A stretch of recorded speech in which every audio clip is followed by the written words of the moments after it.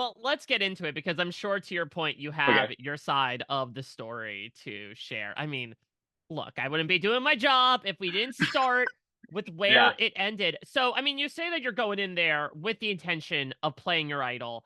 Was there like a particular interaction, a particular person that had you swayed away from doing that, or was it more so this general feeling you got by the time Jeff said it's time to vote?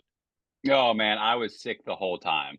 Like, what I'm frustrated about with that last tribal is during the Tim vote out, I was very active. Like, I was in the conversation going at it, but this one I was, like, spending time trying to read because with the fact that my idol had gotten out, like, I told people, which I don't think is a bad move, but it could be back and forth on that. Because it had gotten out, I knew they were gonna have to scramble and split votes. And so what I was trying to do was figure out how they were going to split the votes. I knew three people were at least outside of the vote, and that was revealed in the edit when they talked about, hey, don't tell Q, don't tell Liz, and then obviously I'm the third. So they have six people. And when I went to Venus and I told her the plan, she knew there were three people that were willing to work with me to vote a certain way. And so as I was sitting there and Tiffany just goes at Q, like it you saw a fraction of it, but it was so aggressive. Like I mean, not unwarranted, mind you.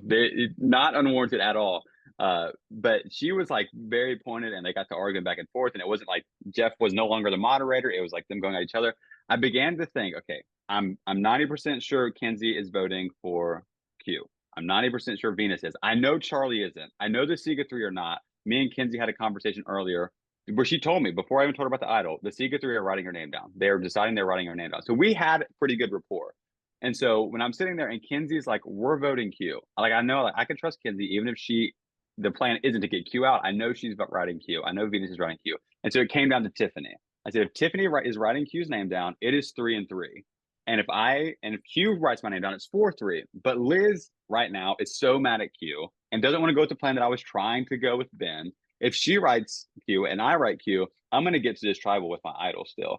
And so when I'm asking people, I'm like spent so much time asking because I'm trying to read. I'm like, okay, Charlie's obviously lying, but it was Tiffany. Tiffany was the one. I say, I've got to get a read on Tiffany, but she was like so mad at Q for good reasons. Like there were multiple reasons why she should be frustrated at Q for blowing up lots of different things in her game. And so I was trusting that she wanted to end this dude. And they were going to split 3-3. Because if they split 3-3, then I make it through with my idol. We're having a completely different conversation because now Hunter has final eight and still has the idol. But I knew I was getting at least three votes, but it was four. And so that's what did it. I mean, talk to me about what was going on that afternoon. Because even before you admit to having the idol, your brain was going back and forth so much where you're Mm-hmm. told this Tiffany plan. We see you kind of lurking in the background while the Segas are talking.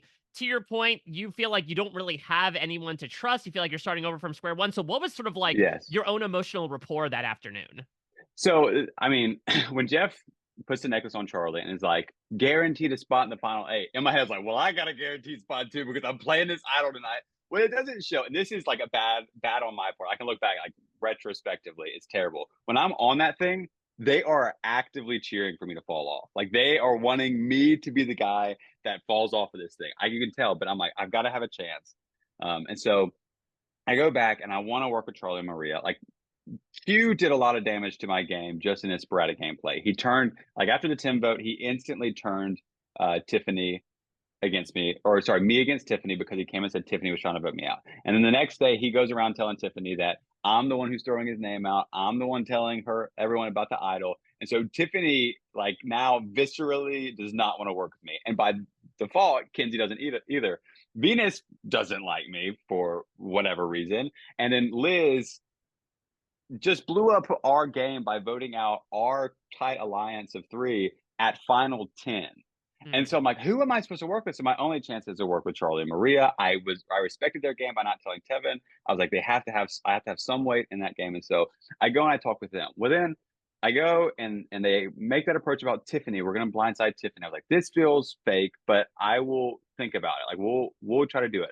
I was too trusting. I was like, I'm not gonna tell Tiffany they're trying to do it, and I'm not gonna tell Venus. The moment when Venus comes up to me and is like, "Hey, Mr. Strategy, like, what do you?" Do?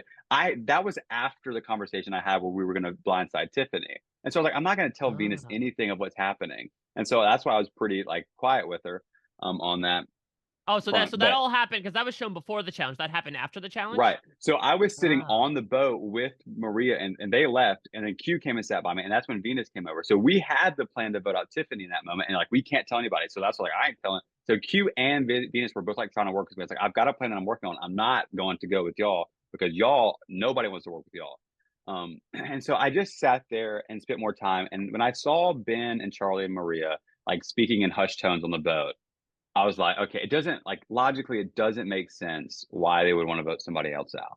Like if they get me to a certain point, like I have a good chance. Whenever we get past the you have to last as long as you can challenges to the you have to go as fast as you can challenges, I think like that's the point where I'm gonna really take over in these. And so I was like, it doesn't make sense. And so that's when I started doing the math in my head, and I'm like, I've got to not just use my idol. I've got to use my idol in a way that puts me in position to do better later. And so I went to Q and I said, this is what we've got to do. I knew if they split 4-2, then we had to have three. And so I went to Q and I went to Liz and I even went to Venus because you know, the four of us, weirdly enough, we're all on the bottom. It's not like Mhm. we have great alliances. And so I said, we can have 4 and 4. And if we get to 8, like after this vote, we can draw rocks. We can be that serious about it. So I wanted to give them a chance. Obviously, Venus wasn't for it.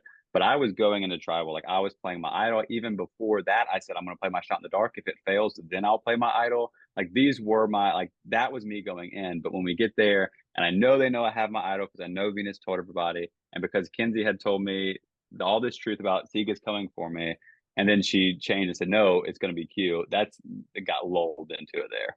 Yeah, talk to me about this Kenzie dynamic because that really popped up to us to the extent where you're telling her Yeah. like, "Yeah, you're my number one." Now look, slim pickings considering what you said about losing Tevin. Was this like a deep seated relationship, or was this something that Yeah. popped up recently? No, this was something that I had been working on for a while. When we got to the merge, I didn't trust Sika at all. Tim hadn't told Maria about the alliance. Siga was like best friends. You couldn't get a read on who was with who. And so I didn't trust Siga at all. And so what I wanted was the three Yanu, me, Tiffany, and sorry, Q, Tiffany, and Kenzie, and then me, Liz, and Tevin. Me, Liz, and Tevin were very, very close. We're like Right, I heard super, about like it that. didn't Yeah. show it. We were super close. And so I said, I've got to work on Kenzie because Kenzie is outside the group. Whenever she says, I already know about the six, or she pretended like she didn't know about the six or whatever, she knew about it because I had told her way back. I told her, I said, Mm. look, Q's trying to push this whole 2 from each thing. I'm trying to push the six that's 3 Yanu and 3 Nami. That is what I'm going for. And so when we were at the Siga Beach for the Tim vote, me and Kenzie spent a ton of time together. Like we went out, like all those flowers in her hair. I had like found this flower field and we went out there and we were like, so I was trying to weave this like flower crown for her, and we're just like chatting about life. Spent a lot of time with her there, and then back at the at Nami, I had this like secret room of this tree where I kept my idol hidden and everything. But it was like a really cool spot that I love because I'm a nature person, and like I showed Kenzie and connected on that, and then I spent a lot of time with her. We just talked about a lot of some similarities that we had. With some different family stuff and collected seashells. And so I had been fostering a relationship with Kenzie like for a while. Like wanted Mm. to work with Kenzie. And so it was burned because, whenever Q went to Tiffany, it was like, hey, Hunter did all this stuff against you. It was also against Kenzie, but I was still trying to foster that because I had to work with somebody. I was doing damage control, not from my own gameplay, but from someone that I had, gotten into bed with, I guess.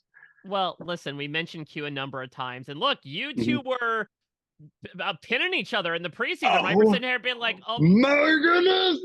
yeah, like, oh, That here's the old Miss guy." So, like, talk to me about building that relationship because I imagine it was pretty instantaneous once you found each other, and yes, then it yes, obviously falling apart. yeah. Okay, so that was like it's really tough. The moment I saw he had a Mississippi Ole Miss bag and a tattoo, I was like, okay, this is a guy from home. Like I feel like I can work with him. And I think Q was very gung ho about it as well. But I want you to think about this. Whenever we were going into merge, okay, I was very much working with Q, and so by default, I thought I was working with Tiffany because they seemed like they were really close. Um, and so we hit it off very quickly. Like a lot of trust was there.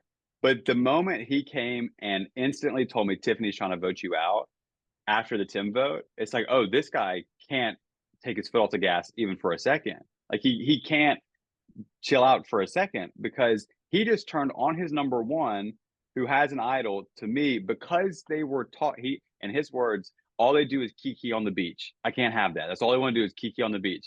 And I'm like, we're like in such a good spot. Why are we doing this? But he was so aggressive. Like the other group hadn't even got back from tribal. We hadn't seen who was there. He was so aggressive about it. And I was like, whoa, this is wild. And so then whenever he brings up wanting to vote out Tiffany because she mentions Maria, I was there with Tiffany whenever uh, Tiffany, Q, Kenzie, and me were all together, openly talking strategy. I was so much with the Yanu four because I'm the fourth. But whenever she mentions Maria, it was like in passing. Like in passing, she's Mm. like, or we could do Maria because she's a mom and she's going to be a big threat in the end. He takes that and runs with it. He goes and tells Maria. I'm there when he tells Maria. I'm like, what are we doing? And then he tells Tiffany that I'm the one who told Maria because it blew up on him. And so I'm like, this guy is trying to vote out his number one ally who has an idol with him. Like, think about the position that we were in. Me, uh, Tevin, Q, and Tiffany were pretty locked in at merge, like because of just connections. And because of because of Q's workings, he had a guy working with him that had an extra vote, a girl who had an idol, another guy who had an idol, all around him. And he was able to like completely blow up at least two of their games and ruin it. It's like, Boston Rob has this great strategy of like working with his big group and commandeering. And I think Q's trying to do that, except Boston Rob had the mindset of we're going to make the other people the villains. Like we're going to villainize the people Mm. on the other side. Q villainized the people in the group and did not work to keep us together. And so I was like, oh, no. So But I would, and then I hear that he's trying to throw the challenge to get me out. I'm like, come on, man. You're the D1 football player. Like, why are you trying to throw challenges for the guy who's from Mississippi who you want to work with? I'm like, uh, what? I want to ask about Nami because I mean, you Oh, helped lead Nami to like this pretty unprecedented dominate streak for really any tribe, let alone in the new era. And then it all ends up falling apart. And from what you told me, you really had this concrete sort of dynamic, but also having someone like Venus on the side being this chaos agent. So, did it surprise you at all to see Nami dynamics kind of fall apart once the individual oh game no. hit? No, that was not a surprise at all. Like I was preaching that to everybody who would listen. Nami hates each other. I was surprised. Like the moment I wasn't there for tribal, they all went after each other. They were trying to kill each other. What wasn't shown very much in Mergatory was I was actively having to campaign for Venus to keep her to stay. She was working so hard to get herself out of the game. Like Mm. the way she was scrambling, everybody was like, Venus, we cannot work with Venus. Like, no, we've got to get rid of Asiga because they're so close together. And so I went to bat for her. I was like, she's got to stay. And I went and talked to her. I said, Venus, please just like don't try to push it on somebody else. We don't have the control. They're willing to work with us if we're willing to do what they say. But she was just going crazy. And so it took a lot of me having to go to bat for her, which makes me not understand why she resented me so much, but that's okay. But I wish I was there for the Soda vote because something that kept Liz so unified to me and Tevin was her disdain for Soda. And disdain maybe is too strong. Her wanting to get Soda out. Right. Mm. Liz was willing to work with me and Tevin because it was her avenue to get Soda out. And so if I probably would have pushed a little more for Venus, but it was tough because Q was trying to tell Tevin how to play his game before he went to the vote. And so then it's hard for Tevin to say, I'm going to vote Venus whenever Q just told him to do that. And so, but that is what caused the rift. And then all of a sudden everyone's trying to claim this big move. It's like, guys, that is the 11th person. Like they came in 11th place. You're going to claim this for how long? And I'm like, come on. And then Liz was trying to make a big move at final 10. I'm like, why are we making a big move against a guy who trusts us so explicitly? Why are we doing this now? And that's like, I was like, I've worked so hard socially with the people who want to destroy each other. It was like, oh Well, boy. Well, last thing I want to ask is obviously there was a lot made about your preparation for the Uh-huh. show. Obviously, you and I talked about, right, the challenges you were building, the fact that you were running Survivor for your students. I'm Hmm. always intrigued, though, when push came to shove, when it comes to actually applying what you were able to practice to what you preach in a manner of speaking. How much did you feel that preparation was able to carry over, especially from a challenge perspective? Well, okay, so when people say prep, and I love that any challenge I won was all of a sudden like in my backyard. Was what people would say. Well, he practices in his basement or whatever. I didn't really practice. Like I do these games and I build them, and the kids do them twice a year, and then they Mm. stay in my house or they stay in my storage area. And so it's not like I'm practicing, but there are basic things in Survivor that if you're good at them, you're gonna do well in challenges. Balance, tossing things, swimming. Those are all things that I've done growing up. for years, right? Like that's just like my childhood in a nutshell is all these little games.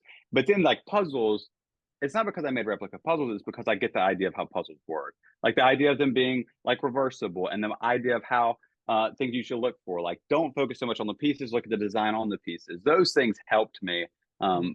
just from the I had to be on a producer side and say, hey, what would be a fun challenge to make? What would be a fun like this to this to this? And so you get to see the idea of it. And if you spend that much time thinking about challenges and making them, whether you practice them or not, it usually helps. It helps to have thought about them that much. Well, listen, I am so happy I got the chance to watch you and talk with you as Oh, always. I mean, listen, it's far from ideal. Obviously, I wish we were talking in a month with you expending your idol, but I think you provided a lot of insight as to your own thinking, both in this episode and previously, that I know a lot of people are going to mhm. appreciate. I know I certainly did, because to your point, you were certainly more than like that good old boy building beds and doing well in challenges. You had a brain there. Well, and that's what was the thing was like I was really trying to downplay that because I knew I had to be surrounded by threats in order to be safe. Because if I am good in challenges and then I'm someone who's trying to drive votes, it's just like a criteria for being voted out. I mean, Tevin got voted out just because he was a social threat. But if I increase my social threat and now I'm a strategic threat, it's just a mess. And so Yeah. Well, it, I was gonna say I was gonna throw some praise onto you, but I know maybe this is the right moment to do it. I think, unlike your vote out, so I will continue to oh, do so. That I love getting to talk with you, man, and hearing your insights, and I hope this certainly isn't the last time we get to talk.